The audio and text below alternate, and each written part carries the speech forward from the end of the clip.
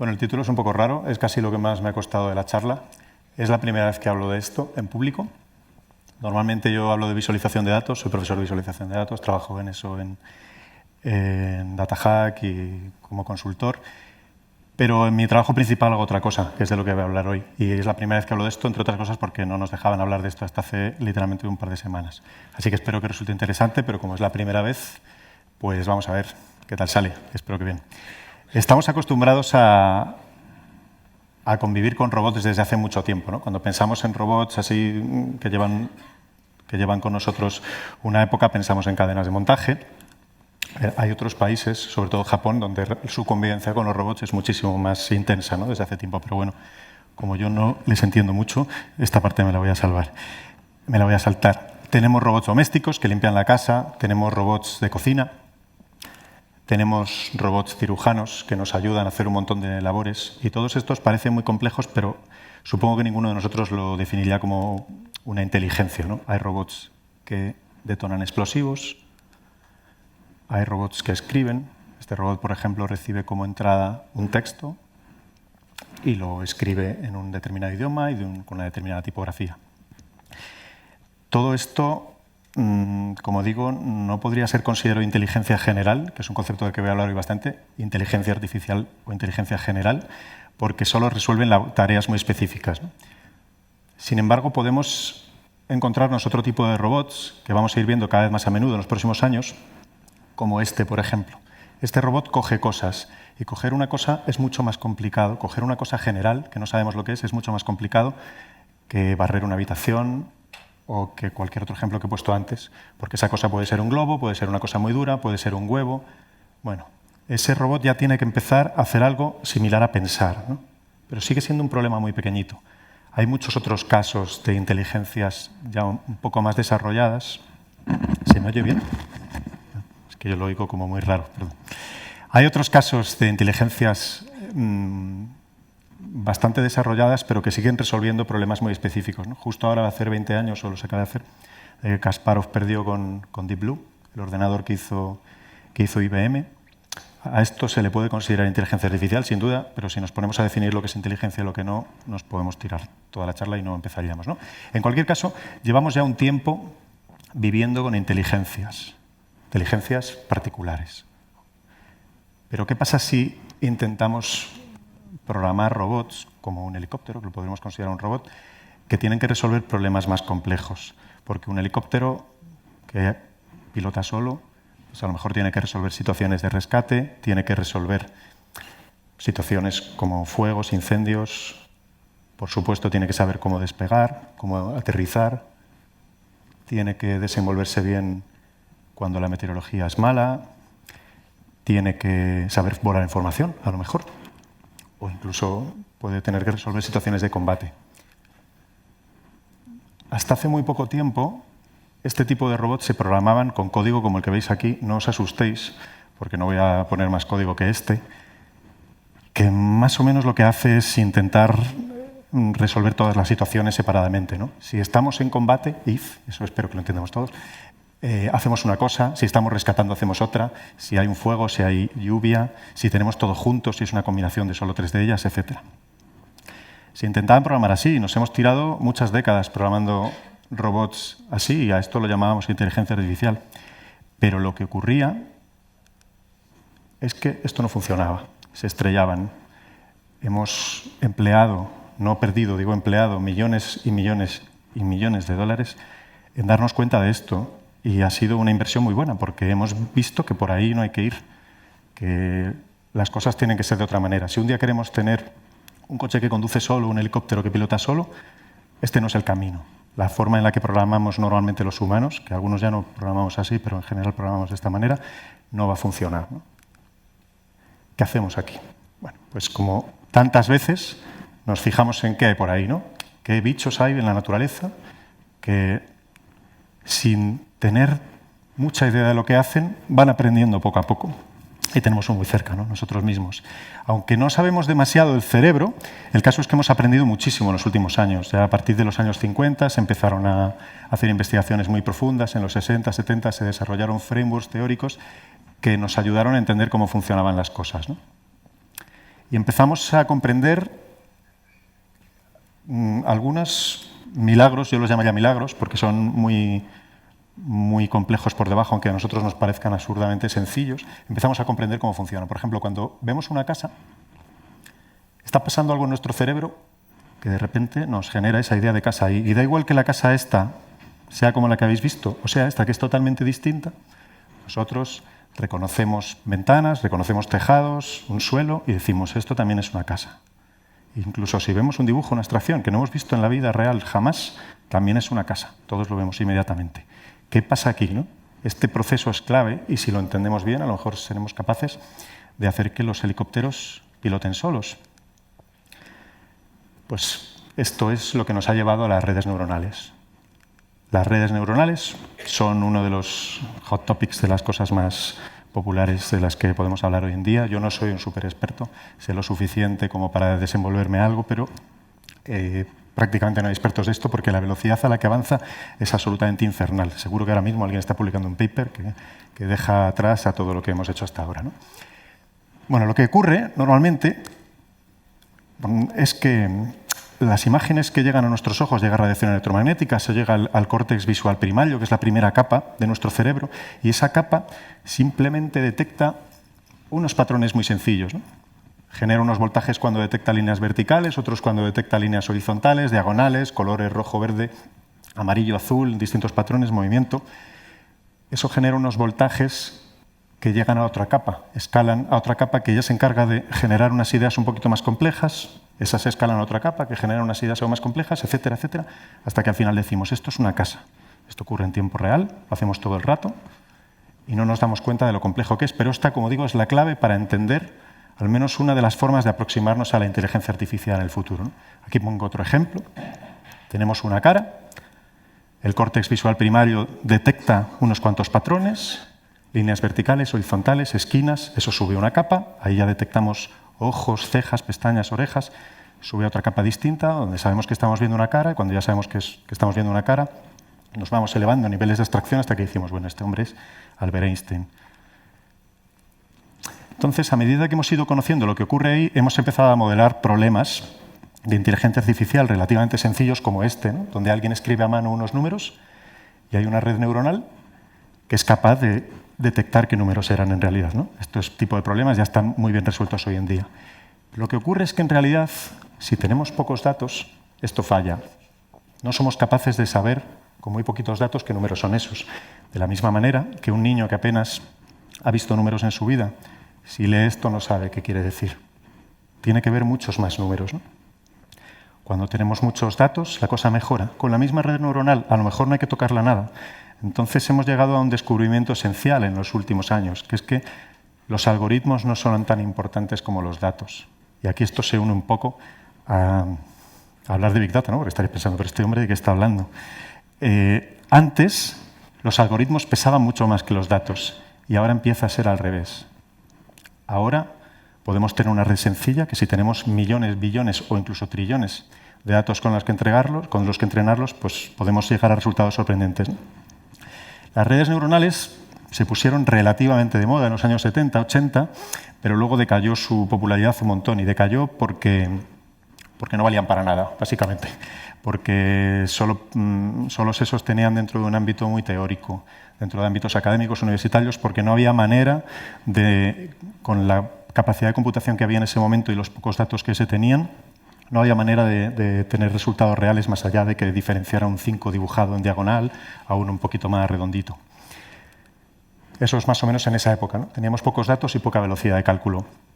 Pero con el tiempo, aunque la gente empezó a dedicarse a otras cosas, cuando llegó Internet y los smartphones y las redes sociales, la gente se dedicó a otras cosas, pero paradójicamente esas otras cosas fueron las que le devolvieron popularidad a las redes neuronales, porque de repente empezamos a tener muchos datos y de repente ya tener billones de imágenes no era una quimera, era algo perfectamente factible. Y encima el poder de cómputo había mejorado mucho, tenemos cloud, tenemos millones de cores a nuestro alcance y generamos un montón de datos, ¿no? Así que las redes neuronales, en general la inteligencia artificial, lo que llamamos el machine learning o el deep learning, que es el más allá, el siguiente paso al machine learning, se están viendo beneficiadas por la cantidad de datos que hay hoy en día, ¿no? Que pensamos que son demasiados, ¿no? La transparencia que acabo de poner dice, bueno, generamos una cantidad de datos tan absurda que es imposible medirla, no lo sabemos. Entonces nos parece que tenemos muchos. Realmente nos parece que tenemos muchos, pero no es así. Nos faltan todavía más datos por todos lados, por lo menos para resolver problemas complejos como los que estoy contando aquí.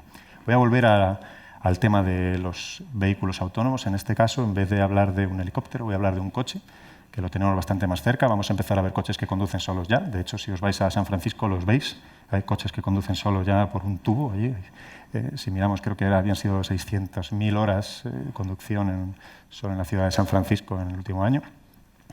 Bueno, ¿cómo se entrena una red neuronal de un coche autónomo? Lo que se hace es pasarle millones y millones de imágenes de situaciones de carretera, eso alimenta la red neuronal y el coche empieza a aprender como un niño. El niño aprende a andar, el coche aprende a conducir. Entonces, cuando el coche va por ahí, él solito, aunque hay un señor, pero el señor no está tocando el volante, o a lo mejor le obligan a tocarlo pero no a manipularlo, las cámaras y los lidars y todo tipo de sensores que tiene el coche va identificando elementos y se los va pasando a la red neuronal y va comparando con lo que haya aprendido, ¿no? Y dice, aquí tenemos 2 coches, este es el arcén, etc. Voy bien, hay mucha seguridad. Aquí hay un proceso crítico que es el de etiquetado de imágenes, que es coger esos millones o billones o más todavía, porque cuantas más imágenes mejor, y empezar a decir, bueno, pues estos son peatones, estos son semáforos, estos son coches, etc. Esto es un infierno absoluto, esto no se puede hacer así. Entonces nos hemos chocado con un problema gordo, que es que no podemos taguear, a esto se le llama el image tagging, no podemos etiquetar suficientes imágenes como para entrenar sistemas tan complejos como helicópteros autónomos, coches autónomos, etc. Pero hay un problema muchísimo peor todavía que este, que es que cómo conseguimos fotos de unos segundos antes de que haya un accidente.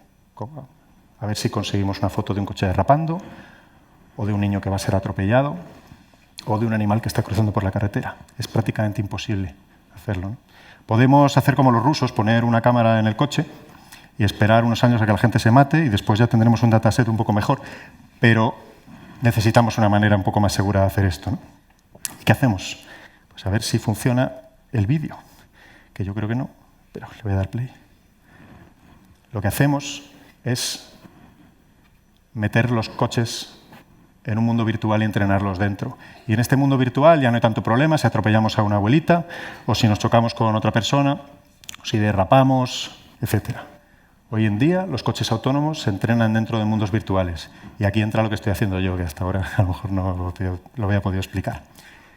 En estos mundos virtuales, como digo, no tenemos muchos límites, y no solo eso, sino que no tenemos el problema de etiquetado de imágenes que tenemos con las imágenes de verdad. Es decir, tenemos un mundo virtual donde todos los objetos en 3D tienen un identificador, tenemos una simulación, que puede ser un juego de ordenador o puede ser otra cosa, donde podemos simular escenarios infinitos, podemos simular escenarios de peligro, podemos simular incluso ciudades que aún no existen, lo que queramos, ¿no? No estamos restringidos a las fotos de la realidad.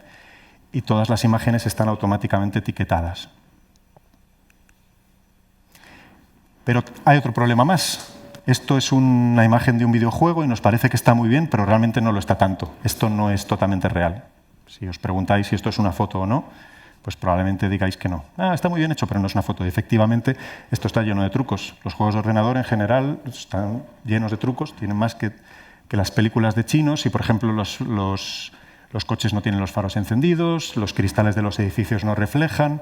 Entonces esto está bien para entrenar los coches en ciertas situaciones, pero ¿qué pasa si de repente un coche se deslumbra porque viene otro con los faros por delante, o si hay niebla, hay reflejos extraños, el edificio enfrente me está deslumbrando? Ese tipo de cosas no se pueden simular con un videojuego normal. Y eso es lo que estamos haciendo nosotros. Esto no son imágenes no son fotografías de coches, esto son imágenes generadas por ordenador. Este coche no existe. Este coche tampoco existe. Nosotros nos dedicamos a hacer simulaciones de mucha calidad para entrenar robots.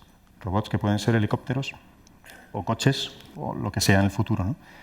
Como digo, ninguna de estas imágenes es una foto, son imágenes sintéticas. Esto, por supuesto, esto no es solo para coches, hay que simular todo el entorno, ¿no? Esto es una ciudad que tampoco existe, con unas casas virtuales generadas por ordenador. Ese es el mismo escenario, y como en una simulación somos una especie de mini dioses, Pues podemos poner lluvia y mal tiempo o buen tiempo simplemente tocando unos controles, ¿no? Y entrenar a los coches en diferentes circunstancias. Podemos hacer cualquier tipo de cosa que os dices. ¿Cómo es posible que esto no sea una foto? Pues no, no es una foto, esto está generado por ordenador, ¿no? Y bueno, no solo nosotros, porque hay más empresas haciendo esto, pero durante mucho tiempo nos hemos dedicado a hacer simulación por ordenador, a empezar a meter todo en mundos virtuales para ver cómo se comportan las cosas antes de fabricarlas y, en este caso, para entrenar robots antes de llevarlos a la vida real y que no sean peligrosos y que ejerzan su trabajo lo mejor posible. Por supuesto, estas simulaciones tienen una problemática de Big Data muy fuerte, ¿no? La cantidad de datos que se manejan es brutal y, por tanto, necesitamos utilizar arquitecturas como las que hablaba Mario, ¿no?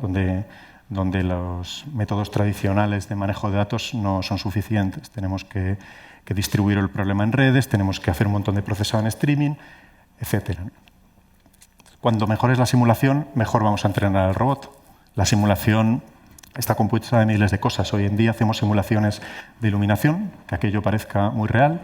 Hacemos simulaciones de fluidos, hacemos simulaciones mecánicas, de fracturas, de torsiones, de pelo, de fibras, de ropa, de todo lo que sea posible, pero en el futuro se harán simulaciones también de cerebros humanos, de comportamientos sociales, de cualquier cosa que os imaginéis. Muchas de estas simulaciones se han hecho para películas, otras para ingeniería, eso da un poco igual. Realmente la tecnología que utilizamos por debajo es prácticamente la misma, simplemente la adaptamos a distintos mercados según nos conviene, pero no penséis que la parte que se hace para películas es como menos seria o menos correcta, porque no es así. Ya os digo que es exactamente igual que una simulación como esa avalancha que habéis visto en Times Square, pues es igual que prácticamente utilizamos el mismo código que utilizamos para ver si una presa se rompe o no. Bueno, me ha quedado un poco largo el vídeo, ya sé que mola, pero seguro que me estoy quedando sin tiempo. Bueno, esto sí es una simulación de un robot ya entrenado aquí dentro. Esto también se hizo para efectos especiales, sin ningún ánimo de realmente entrenar una inteligencia artificial general, pero nos sirve como ejemplo de lo que quiero decir. Creo que ya os he explicado bastante bien el mensaje, ¿no? Y esto también es para una serie bastante famosa que se va a estrenar ahora. Muy bien. Como digo, tratamos de simular las cosas de la forma más precisa posible. Simulamos la luz, simulamos los materiales, simulamos fluidos, fracturas, etc. Y el advenimiento, porque casi lo llamaría advenimiento, de la inteligencia artificial ha hecho que esto se multiplique por un factor que yo mismo, metido en este mercado, desconozco. Y no sabemos dónde vamos a ir. Pero si tuviera que decir algo, diría que vamos a hacer algo parecido a esto, ¿no? Vamos a ser capaces de simular mundos dentro de mundos. No digo que vaya a pasar mañana, ni dentro de 10 años, a lo mejor dentro de 100, no lo sé, pero cada vez vamos a ser capaces de simular cosas más complejas. Si hoy en día ya podemos simular un helicóptero o un robot doméstico dentro de un ordenador, pues en el futuro podríamos simular cosas mucho más gordas, ¿no? De hecho, hay papers de científicos de verdad que hablan de si realmente ya estamos viviendo simulaciones. Esto también daría para otra conferencia, pero es así. Os digo, hay gente de Cornell o de Stanford que se dedica a ver si nosotros ya estamos en una simulación. Y bueno, ¿y esto dónde nos lleva? Porque a lo mejor diréis, pero esta persona está contribuyendo a hacer el mundo peor, ¿no? A lo mejor no hay que ir por aquí. Y podéis tener razón. Nosotros no pensamos en simular otros mundos desde el principio. A nosotros nos gustaba simular y ya está. Y de hecho no estamos haciendo Matrix, eso también lo anticipo. Nos dedicamos a cosas mucho más sencillas todavía. Pero tenemos que seguir por aquí. No podemos parar la inteligencia artificial por un montón de motivos. Uno es el que decía Mario, ¿no? El espíritu humano nos obliga a escalar una montaña si está ahí, ¿no? ¿Por qué escalamos montañas? Porque están ahí. ¿Por qué vamos a la Luna? ¿Por qué no vamos a ir a la Luna pudiendo ir, ¿no? Eso es así, no podemos pararlo. Hay muchos otros motivos. Por ejemplo, no podemos dejar de investigar en algo porque pueda ser malo, porque alguien que sea más maligno que nosotros puede investigar. Podemos, por ejemplo, decir, ¿no? La ciberseguridad, uy, qué peligroso, mejor no estudiamos nada y crucemos los dedos para que el ISIS tampoco estudie nada de ciberseguridad. Pues con esto pasa lo mismo. No podemos dejar que la inteligencia artificial caiga en en manos en las que no queremos que caigan, ¿no? O sea que para mí esto es un argumento poderosísimo para aprender mucho de inteligencia artificial y para que todas las herramientas de inteligencia artificial sean de código libre. Pero, por supuesto, hay razones más positivas. No solo tener miedo al enemigo o que somos personas muy curiosas. A medida que vayamos simulando, cada vez con más precisión, podremos simular cosas que ahora nos parecen impensables. A lo mejor podemos simular la esquizofrenia o podemos simular el Alzheimer y entender por qué ocurre. Podemos simular, por supuesto, qué ocurre en una red social complejísima si modificamos el comportamiento de amigos. Podemos hacer una simulación de propagación de enfermedades antes de que ocurra. Podemos hacer campañas de marketing virtuales en nuestro ordenador. Eso seguro que se va a poder hacer en el futuro. En el momento en el que ya seamos capaces de pasar esa barrera de simular cosas complejas en las que estamos ahora, podremos simular cosas impensables. Como decía, podemos simular un enamoramiento. Amor, ¿por qué no? Probablemente si es química, como todo lo demás, que en esto tampoco me meto, podremos simularlo. Entonces, ¿dónde nos lleva esto? Pues no lo sé, no tengo ni idea. ¿Es el fin de un camino? En el momento en el que haya inteligencia artificial real, ya al hombre no le quedará nada por hacer. Pues tampoco lo sé, pero espero que no. Y de hecho estoy casi seguro de que no, de que el futuro no va a ser pues tirarnos en los brazos de los robots y que ellos hagan todo, ¿no? No creo que hayamos nacido para eso. Pero sí que va a haber muchas preguntas nuevas. Para mí, la inteligencia artificial es sin duda el salto más grande de la historia de la humanidad y lo vamos a vivir nosotros. Puede que un ingeniero genético, otra persona lo rebata y yo, como no sé de esas zonas, de esas áreas, pues no tengo mucho que decir, pero yo estoy absolutamente convencido. Ni todos los demás inventos juntos pueden llegar a este. En todo caso, si llegara una inteligencia extraterrestre mañana, eso se podría comparar. Algo que cambiaría completamente nuestro esquema mental, pero eso veo bastante improbable que ocurra, que lo veamos nosotros o nuestros hijos. Sin embargo, nosotros, nuestros hijos o nuestros nietos, vamos a ver inteligencias artificiales generales. Vamos a empezar con coches que conducen solos, vamos a seguir con robots domésticos, después van a haber todo tipo de labores y al final vamos a tener inteligencias que ya veremos qué hacer con ellas. A lo mejor nos tenemos que unir con ellas, como dice Musk, ¿no? y convertirnos en algo distinto a lo que somos. Yo no soy adivino, solo quería compartir con vosotros mi visión o la idea que tengo yo de que en los próximos años la humanidad va a sufrir un cambio que no se puede comparar a nada que haya pasado antes y que tendremos una interacción con esto que está llegando, que hemos creado nosotros, que ya veremos lo que ocurre, pero que no nos podemos relajar. A lo mejor nuestro papel, como dicen muchos, es vigilar lo que ocurre. No nos tenemos que preocupar tanto sobre si vamos a perder nuestro trabajo o no, porque seguro que nuestro trabajo va a cambiar. De hecho, en el futuro probablemente las tasas de desempleo se midan más bien como tasa de empleo y diremos, pobrecitos en Noruega, que el 27% de la población sigue trabajando, menudos pringaos. Sí, todo eso cambiará completamente. Esos son problemas pequeñitos comparados con los que van a venir después, grandes preguntas, pero sobre todo creo que no nos podemos relajar y que nuestro papel va a ser vigilar, ¿no? Y dejo esta idea final para que pensemos sobre ella, porque cada vez que hemos pensado que estamos a punto de tener algo que nos va a arreglar la vida, nos hemos metido en problemas. Y nada, siempre he querido acabar una charla con un corazón y como esta tenía un slide así, lo tenía a huevo. Muchas gracias.